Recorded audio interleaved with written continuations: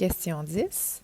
Déterminer une expression algébrique possible du périmètre de chaque rectangle. Comme on cherche le périmètre des rectangles, on va devoir utiliser la formule du périmètre. Donc, quelle était donc cette formule? Regardons premièrement une animation d'Alloprof qui nous rappelle comment trouver le périmètre d'un rectangle. Donc, un rectangle a 4 côtés. Les côtés opposés sont égaux. Donc, la hauteur du rectangle à gauche est égale à la hauteur à droite. Même chose pour les deux bases. Donc, le périmètre sera égal à 2 fois la somme de la hauteur et de la base.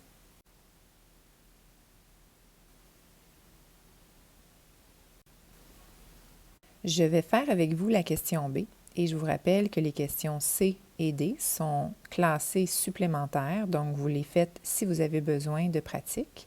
Sinon, vous pouvez essayer par vous-même les questions A, E et F à la page suivante.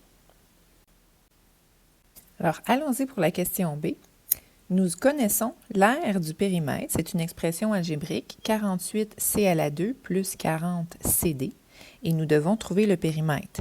Pour trouver le périmètre, nous avons besoin de la mesure de la hauteur du rectangle et de la mesure de sa base.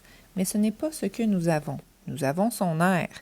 Donc, comment allons-nous faire pour trouver la mesure de la hauteur et la mesure de la base, donc les dimensions du rectangle, dans le but de trouver le périmètre? Comment faire pour trouver les dimensions du rectangle à partir de l'aire? Bien, avec la mise en évidence simple. Premièrement, je vais réécrire l'expression de l'aire, qui est un polynôme sous la forme développée. Ensuite, je vais trouver le plus grand facteur commun en décomposant chaque terme. Comme je reconnais que je suis en présence de 2 multiples de 8, je ne les décomposerai pas au complet. 48, c'est 6 fois 8, alors que 40, c'est 5 fois 8. Donc, j'ai un facteur de 8 en commun. C à la 2, c'est C fois C. Et dans le deuxième terme, C fois D. Donc, on voit qu'on a également un facteur de C en commun. Le plus grand facteur commun aux deux termes est donc 8C. La prochaine étape de la mise en évidence simple est de diviser chaque terme du polynôme par le plus grand facteur commun. 48 divisé par 8, ça donne 6. C à la 2 divisé par C, ça donne C. Plus 40 divisé par 8, ça donne 5. C divisé par C, ça s'élimine et il reste D. La dernière étape est d'écrire la forme factorisée, qui est le produit des deux facteurs. Premier facteur, le plus grand facteur commun, et deuxième facteur, le résultat du quotient. La forme factorisée 8C parenthèse 6C plus 5D, c'est la réponse de la mise en évidence simple. On se rappelle qu'on cherchait les dimensions du rectangle à l'étape 1.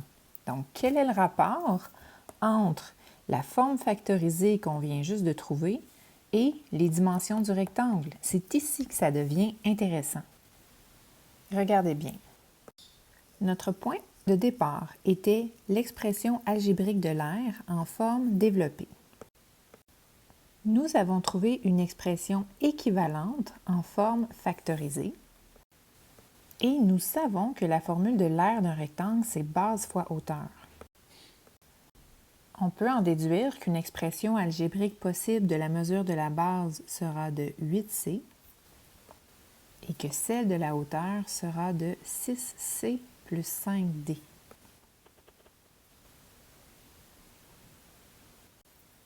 Deuxième étape, on est prêt à calculer le périmètre puisqu'on connaît maintenant les mesures, les dimensions du rectangle.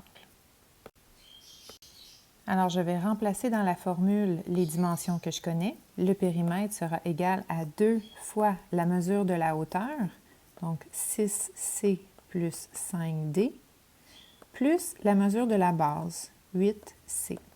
Avant d'effectuer la multiplication, je vais regrouper les termes semblables à l'intérieur des parenthèses. Donc, 6C plus 8C, ça fait 14C. Et finalement, 2 fois 14C, ça fait 28C. Et 2 fois 5D, ça fait 10D. Réponse finale, la mesure du périmètre du rectangle est de 28C plus 10D.